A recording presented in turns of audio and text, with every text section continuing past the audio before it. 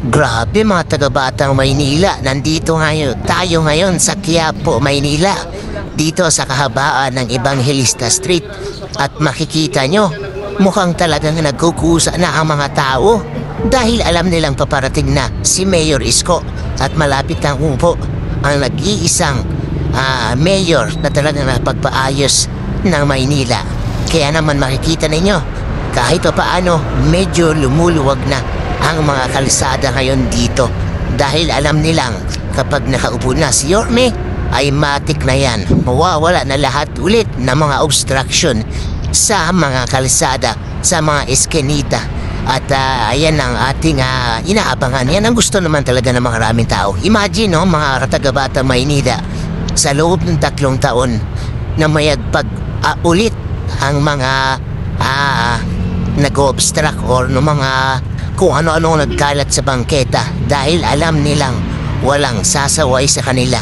Sa loob ng 3 taong namumuno si ate, parang walang nangyari. Diba? Parang ibinalik lang nila yung mga dating nakatambay sa mga bangketa, yung mga obstruction, yung mga kung ano-anong inayos ni Yorme ay bigla na lang naglaho. Kaya ngayon, mapapansin ninyo, kahit paano ay nagkukusa na si Eddie at si Patty na umalis sa mga kalsadang ito. Pero meron pa tayong nakikita may mga pailan-ilan pa. Ayan. So yun nga po, isa rin talaga sa problema dito sa Maynila ay ang pagkakaroon ng maayos na parking.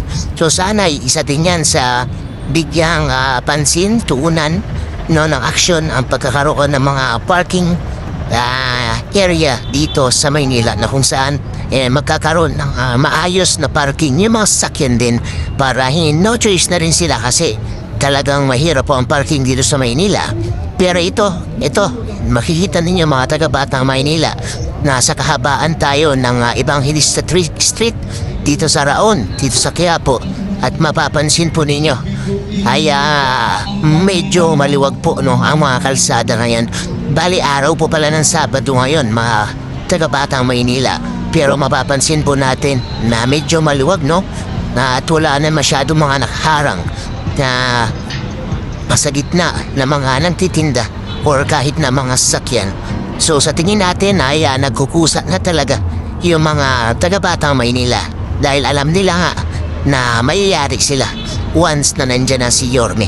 Bali hindi pa po nakaupo si Yorme. Sa ating pagkakaalam ngayon pa ang paparating na July 1 ang start ng pagiging mayor ni Mayor Isko dito sa Maynila. So aabangan natin yan mga kaubayan.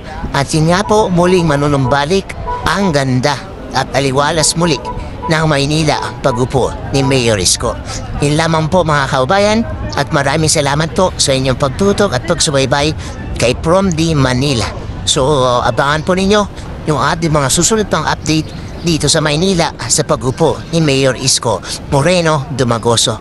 Maraming salamat po mga taga-Batang Maynila. God bless you po and God first sa ating lahat. Hindi po naninira ng sapatos, hindi po siya nagmamantsa, at hindi po